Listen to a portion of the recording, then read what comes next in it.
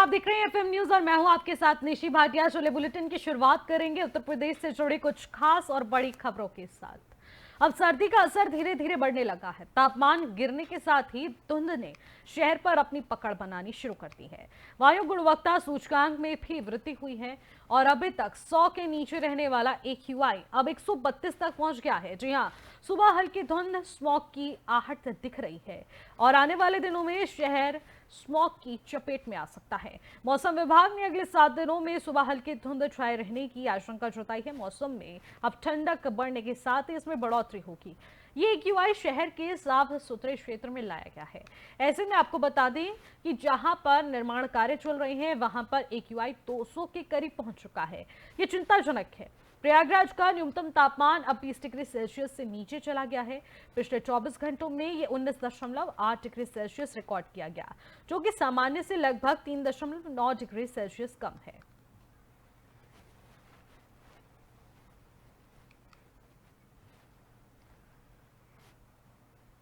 जय श्री राम के उद्घोष के साथ रामनगरी की बहुप्रतीक्षित 14 कोसी परिक्रमा का निर्धारित मुहूर्त में शुभारंभ हो गया है।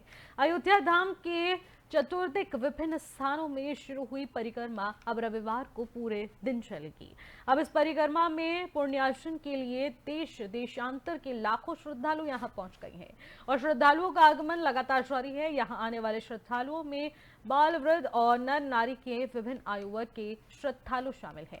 कड़ी सुरक्षा व्यवस्था के बीच आस्था के पथ पर उमड़े लाखों भक्त के बीच जयघोष में स्वर संपूर्ण वातावरण राममय हो गया।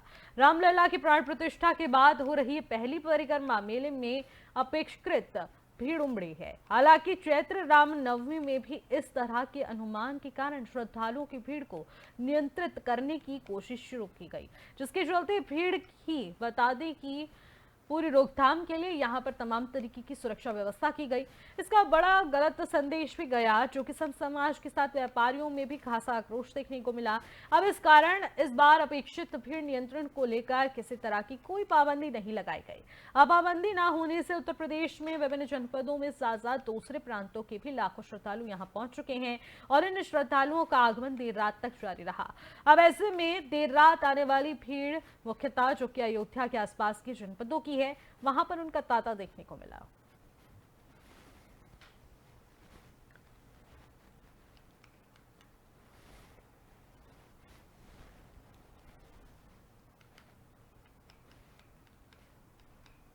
अगली खबर सहारनपुर से है, जहां पर पुलिस और बदमाशों के बीच मुठभेड़ हुई है। दरअसल SP देहात सागर जैन के निर्देश पे अब वाहन चेकिंग अभियान चलाया जा रहा है।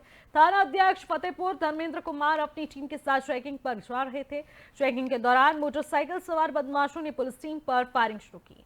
पुलिस टीम ने भी अपने बचाव में फायरिंग की है, जिससे पुलिस की गोली लगने से बदमाश घायल हो गया। घायल बदमाश शादाब गौकशी के मामले में वांछित चल रहा है। अब ऐसे में पुलिस ने घायल बदमाश के कब्जे से एक तमंचा 315 बोर का और 2 खोखे कारतूस और एक जिंदा कारतूस और एक बाइक बरामद की है। जी हां, वही घायल गौकश को पुलिस ने इलाज के लिए अस्पताल में भर्ती कराया है। ये घटना थाना फतेहपुर के पास की बताई जा रही है।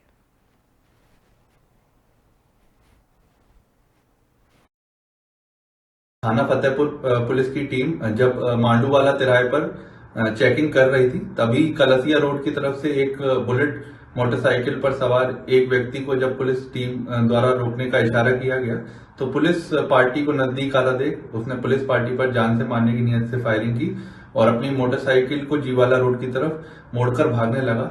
आत्मरक्षार्थ पुलिस टीम द्वारा जवाबी फायर में अभियुक्त के पैर में गोली लगी है। घायल अभियुक्त को पुलिस पार्टी द्वारा प्राथमिक उपचार के लिए अस्पताल में भर्ती कराया गया है। घायल बदमाश की पहचान शादाब पुत्र इखलाक निवासी ग्राम मुजाहिदपुर थाना फतेहपुर के रूप में हुई है।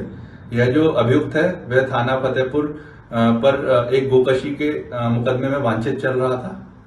बदमाश के कब्जे से एक अवैध तमंचा, जिंदा व खोखा कारतूस व बुलेट मोटरसाइकिल बरामद हुई है। प्रकरण में थाना फतेहपुर पर मुकदमा पंजीकृत कर मुख्यमंत्री योगी आदित्यनाथ ने आज कानपुर आगमन के दौरान शहर वासियों को आईआईटी से कानपुर सेंट्रल तक मेट्रो की सौगात देने की घोषणा की है। जी हां, मुख्यमंत्री ने कहा है कि कानपुर मेट्रो शहर की विकास यात्रा में एक बहुत बड़ी उपलब्धि है। शहर को मेट्रो के रूप में यात्रा का एक बेहतरीन साधन प्राप्त हुआ है।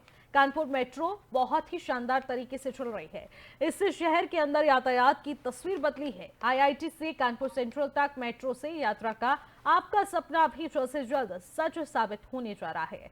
जनवरी 2025 में कानपुर सेंट्रल तक मेट्रो की यात्रा सेवा आरंभ कर दी जाएगी और इससे शहर वासियों को ट्रैफिक जाम की समस्या से राहत मिलेगी।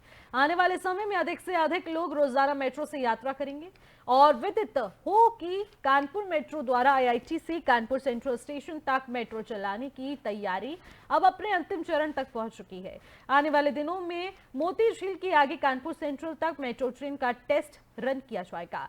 अब कानपुर मेट्रो का परिचालन वर्तमान में बता दें कि प्रायोरिटी कॉरिडोर पर आईआईटी के मोती झील तक किया जाता है। अब जिसके अंतर्गत कुल 9 एलिवेटेड स्टेशन आते हैं। मेट्रो की सुविधाजनक और किफायती यात्रा का शहर की अर्थव्यवस्था पर भी काफी सकारात्मक असर पड़ेगा।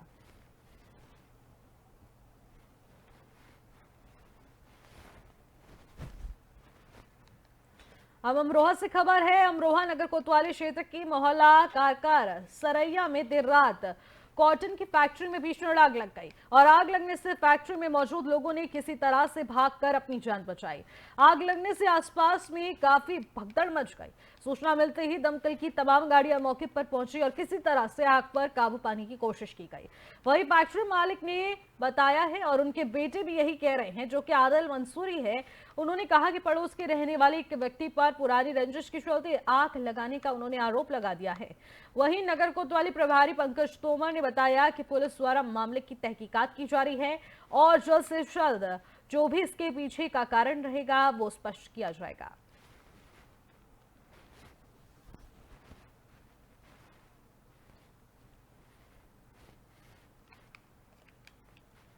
और इसी के साथ अगली खबर का रुख करते हैं। बदायूं के अपर पुलिस अधीक्षक ग्रामीण जिलाधिकारी और वरिष्ठ पुलिस अधीक्षक के काफिले के साथ गश्त कर लौट रहे थे और तभी जिला जज की कोठी के बाहर उनके ड्राइवर ने रविवार को आधी रात करीब 1:30 बजे गाड़ी रोक दी और अपर पुलिस अधीक्षक ग्रामीण गाड़ी से बाहर निकलकर अपनी डायरी में कुछ लिख ही रहे थे कि तभी शॉर्ट सर्किट से अचानक गाड़ी में आग लग गई और आग लगते ही वहां अफरा तफरी मच गई।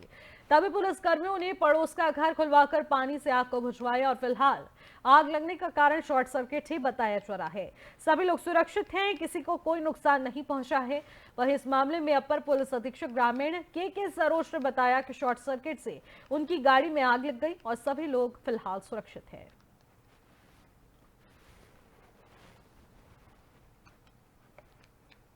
अब खबर बुंदेलखंड से है, जहां पर बुंदेलखंड के महोबा के चबूतरी के विवाद को लेकर अब ट्रक चालक बता दें कि जलाकर घर लौटते हुए इस चालक को दबंगों ने अवैध तमंचे से फायर करते हुए जानलेवा उस पर हमला किया, साथ ही पत्थर से सिर पर प्रहार भी कर उसे लहूलुहान कर दिया। घटना की सूचना पर पुलिस पहुंची और घायल को सामुदायिक स्वास्थ्य केंद्र पहुंचाया गया है और उससे जिला अस्पताल बता दे वहां से रेफर किया गया।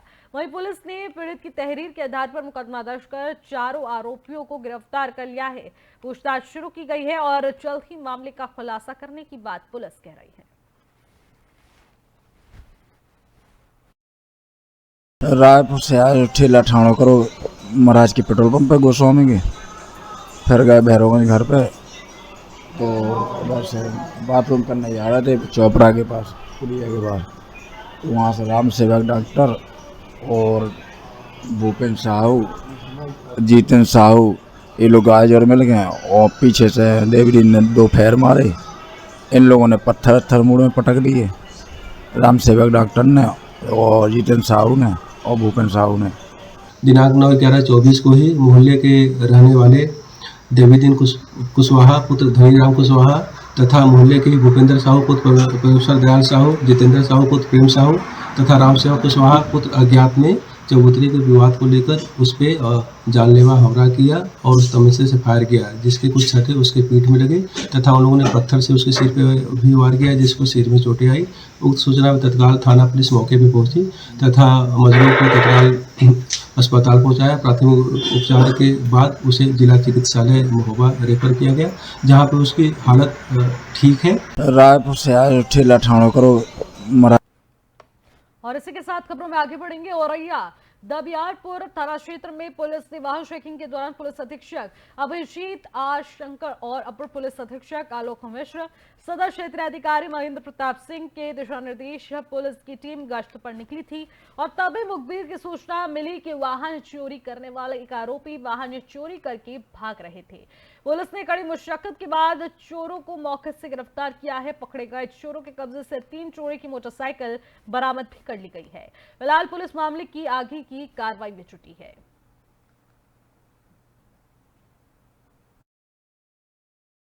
9/11/2024 को जनपद औरैया का थाना दिव्यापुर द्वारा एक शातिर वाहन चोर को गिरफ्तार किया गया है। गिरफ्तार किया गया वाहन चोर का नाम राजीव यादव उर्फ राजू पुत्र ध्यान सिंह, निवासी ग्राम सूरजपुर, थाना एरवा कटरा है। इनका उम्र 27 वर्ष है। संदिग्ध वाहनों के चेकिंग करते वक्त ही इनको गिरफ्तार किया गया है। गिरफ्तार किया गया वक्त पे ये एक छोरी का मोटरसाइकिल चला रहा था और इनका कब्जे से एक 315 बोर का अवैध तमंचा और 2 कारतूस भी बरामद किया गया है। गिरफ्तार किया गया अभियुक्त का निशानदेही पर पुलिस द्वारा 2 और चोरी का मोटरसाइकिल बरामद किया गया है। प्रस्तुत अभियुक्त के खिलाफ पहले से ही लगभग 12 मुकदमा पंजीकृत है, जिसमें 2019 में इनके खिलाफ गैंगस्टर एक्ट का भी कार्रवाई किया गया है। प्रस्तुत एक्यूज्ड को पुलिस द्वारा आज न्यायालय के सामने पेश कर अब सहारनपुर में दिन दहाड़े डबल मर्डर से हड़कंप मच गया है। खुलेआम अपराधियों ने एक ट्रक ड्राइवर और क्लीनर की गोली मारकर हत्या कर दी है। हाईवे के पास सड़क किनारे ड्राइवर और क्लीनर दोनों के शव ट्रक में ही पड़े मिले हैं। घटना की जानकारी मिलते ही पुलिस के आलाधिकारी मौके पर पहुंच गए और जानकारी के मुताबिक ड्राइवर और क्लीनर ट्रक लेकर पंजाब से रुड़की जा रहे थे और ड्राइवर का नाम शोएब है और जो कि सहारनपुर के गंगो का रहने वाला है, जबकि क्लीनर का नाम दानिश है जो कि हरिद्वार के भगवानपुर का रहने वाला बताया जा रहा है। यह घटना थाना नागल क्षेत्र के लाखनौर के पास हुई है। जानकारी के मुताबिक कार सवार कुछ लोगों ने इस घटना को अंजाम दिया है। अब तक हत्या के पीछे की वजह सामने नहीं आ पाई है, लेकिन ड्राइवर और क्लीनर दोनों को 3-3 गोलियां मारी गई है। घटना के बाद से मृतक कई घंटे तक ट्रक में पड़े हुए थे और लोगों ने घटना की जानकारी दी तो पुलिस ने दोनों के शवों को वहां से हटाया। घटनास्थल पर फोरेंसिक टीम भी पहुंच चुकी है। फिलहाल पुलिस अब इस मामले की तहकीकात कर रही है।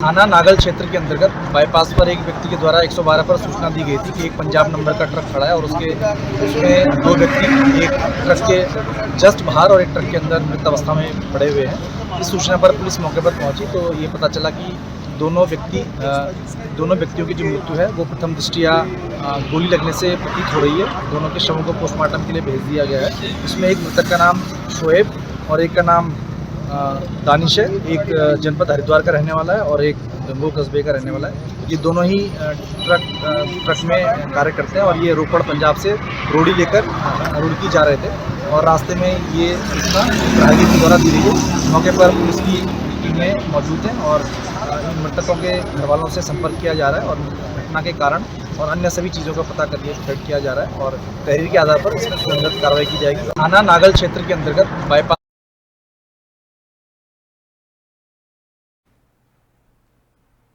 अगली खबर अमरोहा से है, जहां पर अमरोहा जिले में आम आदमी पार्टी के कार्यकर्ताओं और पदाधिकारियों ने आज कलेक्ट्रेट परिसर में प्रदेश सरकार के खिलाफ जोरदार प्रदर्शन किया है। पार्टी कार्यकर्ताओं का आरोप है कि योगी सरकार 27,000 सरकारी स्कूलों को बंद कराने की योजना बना रही है, जो कि गरीब और पिछड़े वर्गों के बच्चों के लिए एक बहुत बड़ा जोखिम है। कार्यकर्ताओं ने नारेबाजी करते हुए कहा कि ये सरकार की एक सुनियोजित साजिश है, जिसका उद्देश्य सरकारी स्कूलों को कमजोर करना और निजी स्कूलों को बढ़ावा देना है। उनका कहना था कि सरकारी स्कूलों के पास निजी स्कूल खोलने की अनुमति दी जा रही है और ताकि वहां बच्चों की संख्या घटे और इन स्कूलों को बंद कराने का रास्ता जो है वो साफ हो सके।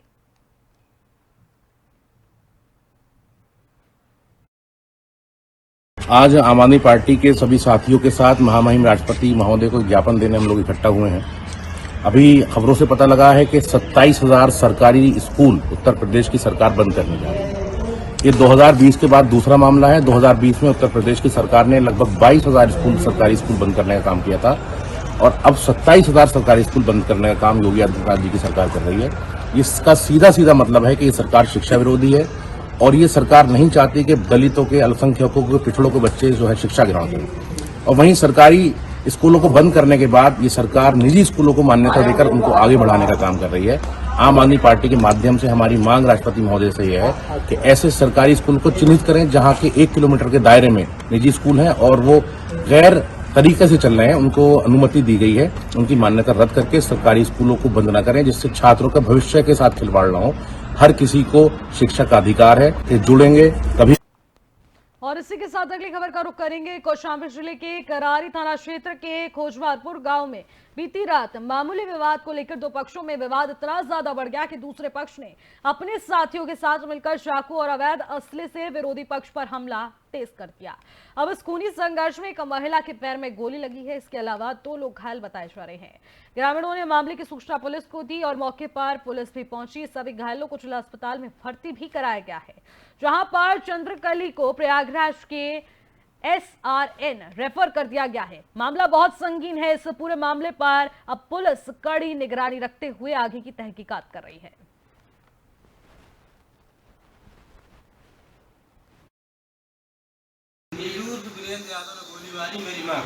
मेरी माँ के जान में गोली लगी। मामला सर वो डेली फोन लगा के गाली कुत्ता हमें धमकी देता था सर। डेली कमाने खाने वाले आइटम से कोई मतलब नहीं।